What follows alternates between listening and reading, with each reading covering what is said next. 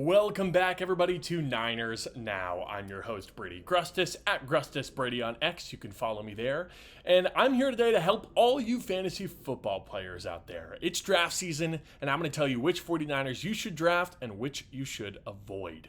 And of course, stick around until later in the show when I'll be giving you a very, very early preview of the 2026 NFL Draft. But before we begin, go ahead and subscribe down below, leave a like, leave a comment, and let's get into it.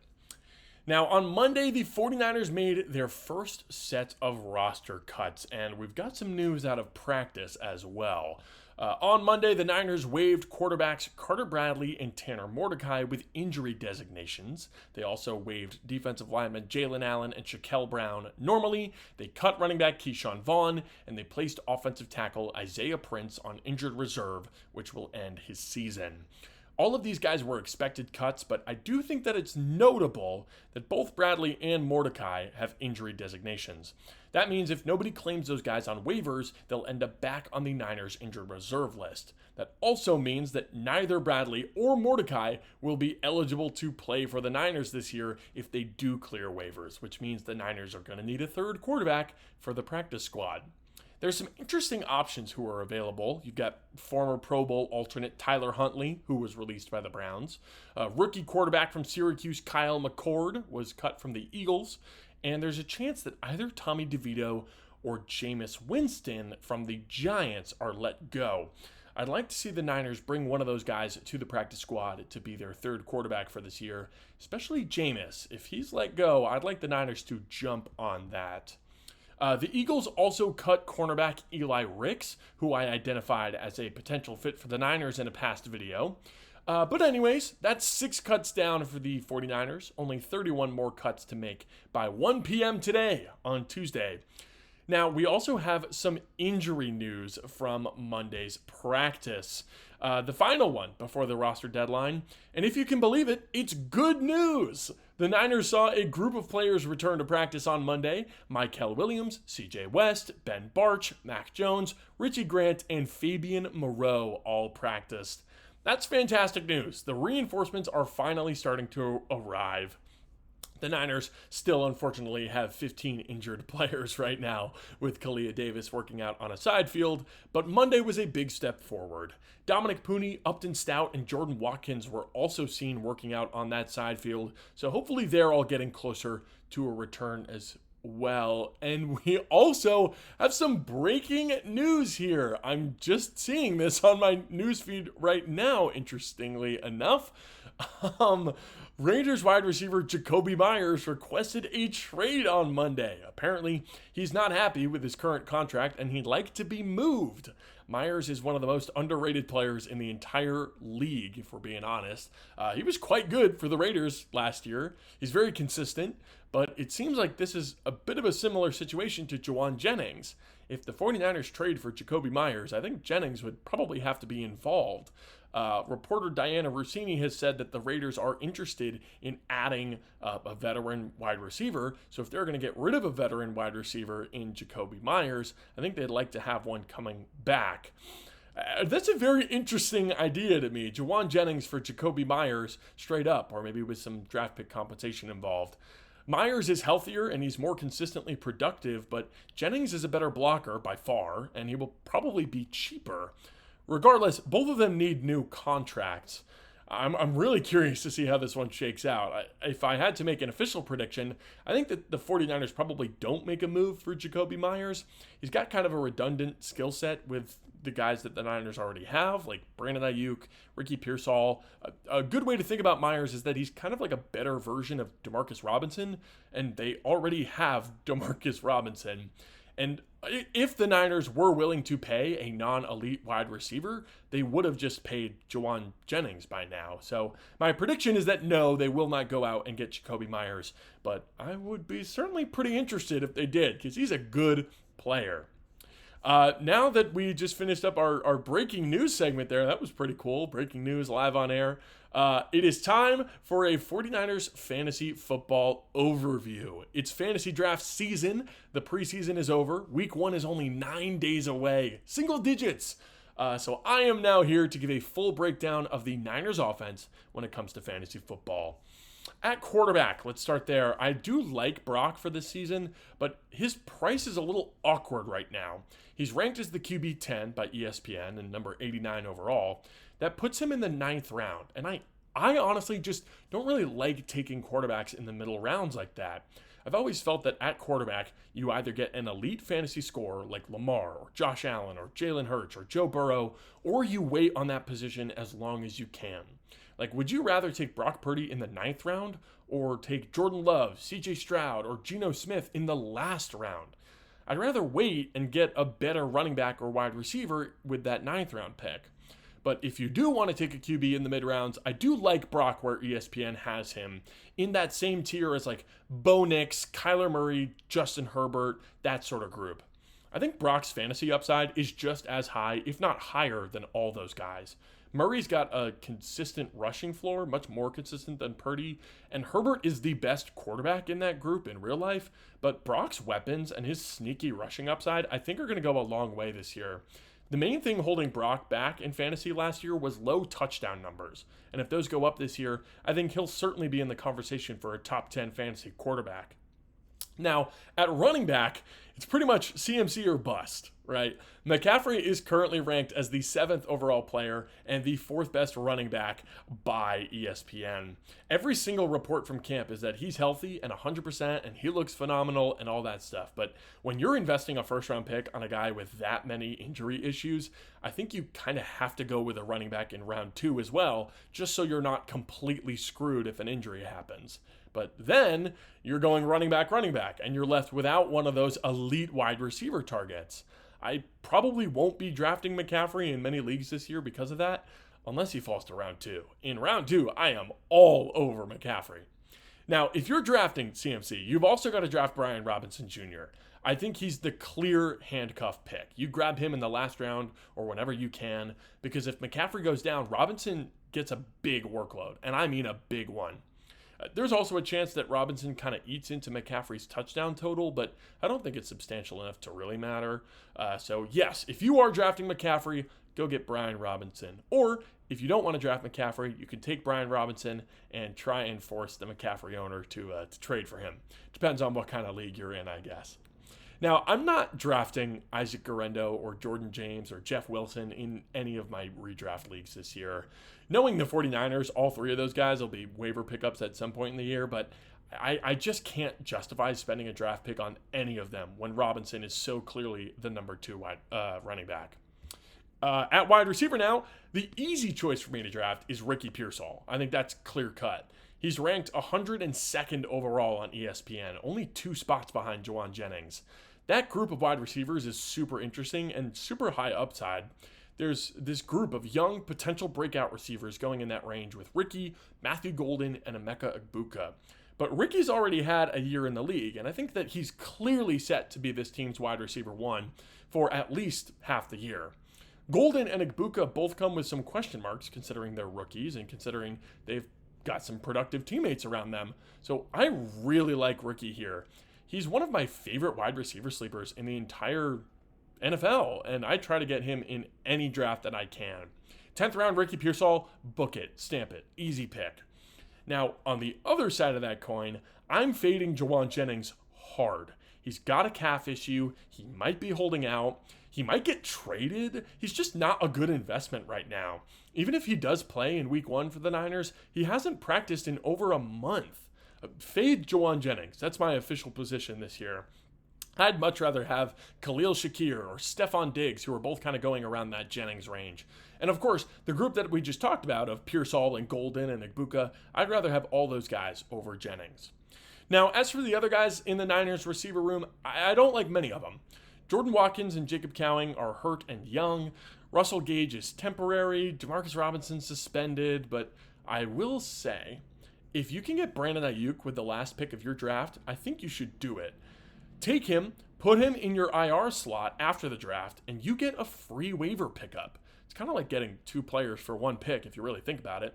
And those early season waiver wire additions are valuable. Like, I'll never forget when I got Puka Nacua on waivers after week 1 back in Puka's rookie year, and that ended up being a huge pickup.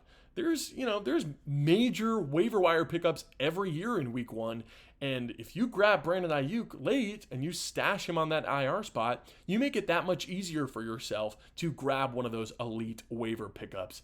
I think it's just a really savvy move. It's the same rationale as taking like Chris Godwin or Jordan Addison, but Godwin and Addison are going in the 10th to 11th round, and Ayuk is going much later. And I think if they're all healthy, Ayuk's got the best upside out of those three. So kind of a no-brainer for me. Take Ayuk late, stash him on IR, you get a free waiver pickup, and when he comes back, he could be a starting receiver for you. Now, finally, tight end is very easy. Hammer George Kittle. He is my favorite 4th-round pick in all of fantasy football. I don't think that there's a better pick you could make than George Kittle in that 4th round. If you can get him in round 4 or later, you're getting the steal of the draft and maybe the steal of the century. I love Kittle this year. He's coming off an elite performance, or at bare minimum, I think he's going to be the number 2 tight end behind Brock Bowers, with the upside to finish as the top tight end in fantasy football. I just think he's that good. And no offense to Trey McBride, but he should not be drafted over George Kittle this year, especially with how tricky the wide receiver situation is for San Francisco. Kittle is going to get so many targets in the first 3 weeks of the season. I mean, I could easily see 5 touchdowns in the first 3 weeks alone. I sound like I'm gassing Kittle up because he's a 49er, but seriously, this is an excellent situation. And obviously, shouldn't even really have to say it, but don't draft Luke Farrell. There's just no need to draft a tight end that's not named George Kittle from this Niners team. So that's the official 49ers fantasy breakdown. I'm championing Ricky Pearsall. I'm championing George Kittle. Go get Brian Robinson as a handcuff. Grab Brandon Ayuk in the last round. Who's your favorite 49er to take in fantasy this year? Have you had your draft already? Will you be drafting CMC in round 1? Let me know in the comments down below. Now, for this final segment, I want to give you 49er fans out there a little bit of a list of which college players we should be keeping our eye out for this season. The college football season is underway. Iowa State got a big win over Kansas State in Ireland on Saturday. Shout out to Brock Purdy. And there's plenty of players across college football who will one day be excellent 49ers. I think I found a few of them for you today.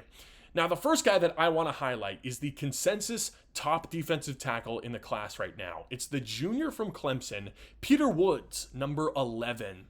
Woods is 6'3", 313 pounds, and he's really quite athletic for a big guy. Clemson regularly lined him up all over the defensive line. He's stocky and very powerful in his lower and his upper body. He's stout against double teams, and he's got strong, violent hands. He's also a quick penetrator. When he can disengage, he moves fast. He's also very smart. He doesn't abandon his gaps, but as soon as he knows which hole the running back is hitting, he'll adjust, he'll take a good angle, and he will usually bring down that ball carrier. Woods is a great run defender immediately, probably the best in the class, at least at this point. And while his pass rush, I think, needs a little work, he's certainly got a nice foundation. His arms seem a little bit short, which can hamper him a bit as a pass rusher, but his quickness at that size is legit. And you see that in the numbers, too. He's only got 3 career sacks, but he's a high-pressure guy, and he's very powerful as a rusher. He's also got a good swipe move and a swim move that are pretty effective already. Now, what I want to see from Woods this year is him sequence those moves better and become a more productive pass rusher. If he can do that, I think he's a lock to go in the first round. He's kind of like a more athletic version of CJ West. Now, my next guy, he's actually another Clemson Tiger. It's number 78, offensive tackle Blake Miller. Miller is Clemson's right tackle, and he's got an awesome frame. He's 6'6", 315 pounds with long arms. And Miller is a sweet athlete. He's quick, and he's really smooth on his way to the second level, and he's absolutely nasty when he gets there. I had such a good time watching Blake Miller pull. He is a major asset on the move, and even in the screen game as well. His feet are relentless, and his mentality's great, too. He loves to finish a block and really drive through defenders and put them on the ground. And while he is strong, he's definitely light in the seat of his pants. His leverage could certainly be improved. Makes sense. He's a very tall guy. Strong pass rushers can get through him with swipes and swim moves and stuff like that. But he is very good at covering off speed rushes to the outside shoulder. Miller's also a smart guy. He passes off defenders very nicely, but what I'd like to see him improve on is that strength. It's clear that he is strong, but in the NFL, guys are next level. He's definitely going to have to upgrade that asset of his game. He'll need to improve his anchor against bull rush, and his upper body strength against those swipe and swim moves is definitely an area of weakness. However, I do absolutely love Miller's tape, and if you get a chance, I would highly recommend you put on a Clemson game and just watch their right tackle work. I think he fits the run-first, super athletic mold that the Niners really like at offensive tackle, and I think he'd be an excellent replacement for Colton McKivitz. Both Woods and Miller have a tough matchup, though, this weekend against LSU. I'll certainly be tuning in to watch those guys and the rest of the Clemson Tigers team. I hope you do, too. Now, in a lot of ways, this next player is like Blake Miller. It's Spencer Fano, the junior right tackle from Utah. Now, Fano has played both left and right tackle in his career, and he's been great at both. He was an All-American last year and was all Big 12 as well. And these accolades are not new to him. He was a freshman All-American in 2023 as well. Fano's got a big frame. He's 6'6", 308 pounds. And like Blake Miller, he's an excellent mover. Honestly, a good way to think about it is he's kind of a more extreme version of Blake Miller. I think his highs are even higher, right? He's even better than Miller at moving laterally and pulling. He is seamless climbing to the second level. But I think his anchor is even worse. He does this weird kind of hop step thing when he's caught off guard. It's really not very effective. However, it is very clear that he's got room to add strength. I think legitimately Fano could put on 20 pounds of muscle and not lose that special athleticism he has. His ability to mirror rushers in pass protection it's unreal. And man, Fano is a road grader in the run game as well. Pancake blocks, sealing off gaps, occupying multiple blockers at once, climbing to the second level and laying out linebackers. I mean, it's really special stuff in the run game. Fano's getting a lot of praise right now as one of the top tackles in the class, and it's really clear to me why. If he takes another leap this year, I think he could be a true blue chip tackle prospect in 2026 and could certainly play himself out of the 49ers range. But regardless, I'd be shocked if the Niners weren't all over this guy. Utah's also got a really solid left tackle, Caleb Lomu. So if you want to get excited about some offensive tackle prospects, then make sure to watch Utah football this year. Now, we've been doing a lot of trenches talk, but this next guy is a really fun skill position player. I want to highlight Kenyon Sadiq, tight end from Oregon. He's a lot closer to the Elijah Arroyo mold than like a George Kittle. I don't think he'll ever be a spectacular inline blocker, and I'd like to see him at least try to improve his blocking. But his ability to run routes and catch the football, it's awesome. He is such a smooth mover. I literally thought he was a wide receiver when I watched him. But no, Sadiq is a 6'3", 245-pound tight end. A tight end that Oregon would run screens and even run plays for. They gave their tight end carries. He being Sadiq, had a sweet hurdle for a touchdown in the Big Ten championship game against Penn State. And when I saw that live, I stood up out of my seat. Sadiq has not been super productive in his college career so far, but he'll be a true junior this year and will finally get the chance to start after playing behind Rams' second-round pick Terrence Ferguson.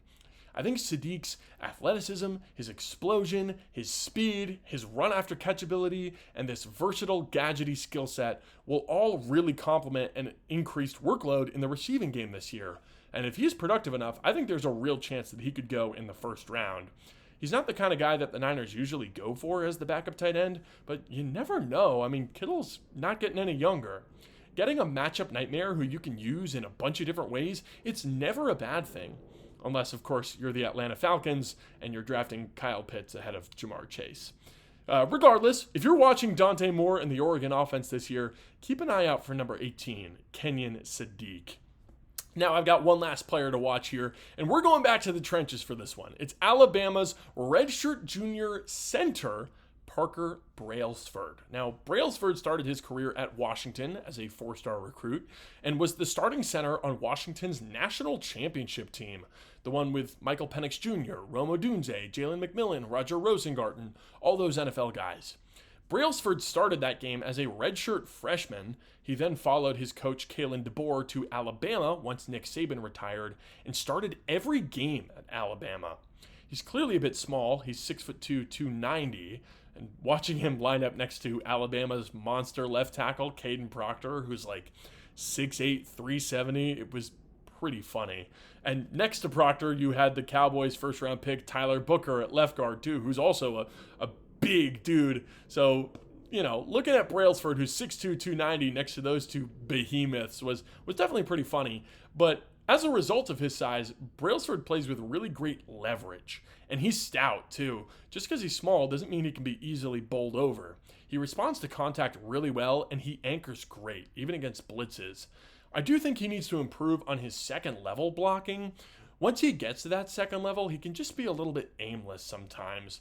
There's so much, by the way, that matters in a center's game that you can't tell just by watching. But what you can tell is that Brailsford is competitive, he's scrappy, he's athletic, he's smart, and he's experienced. The 49ers have never drafted a center in the Kyle Shanahan era, but I really hope that they buck that trend in 2026 by taking Parker Brailsford. I love his fit in a West Coast offense. I think in a more power-heavy run scheme, his size would hamper him a bit, but as a 49er, he wouldn't need to be big, he'd just need to be smart.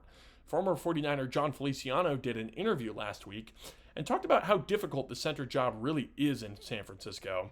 Centers are in charge of calling the protections under Kyle Shanahan, so trusting a rookie with that job is clearly not something that Kyle's ready to do yet. But if the Niners take Brailsford and give him a couple years to really learn the scheme and understand it, I honestly think Brailsford could be an 8 to 10 year starter for this team. I do. I think so. So there's your list, Niner faithful. If you're ever bored on a Saturday and you see that Clemson, Utah, Oregon, or Alabama are playing, turn on that game and watch Peter Woods, Blake Miller, Spencer Fano, Kenyon Sadiq, and Parker Brailsford ball out. Which one of these guys would you like the 49ers to draft next year? I think if I had to pick one, I'd probably go with Blake Miller. I just love that guy's film. But of course, let me know down below who you'd pick. Leave a comment, leave a like, and let me know if there's any topics that you'd like to see me cover. Thank you all for watching, and subscribe for 49ers videos 5 days a week. I'm Brady Grustas, at Grustas Brady on X. This has been Niners Now, and I'll see you tomorrow.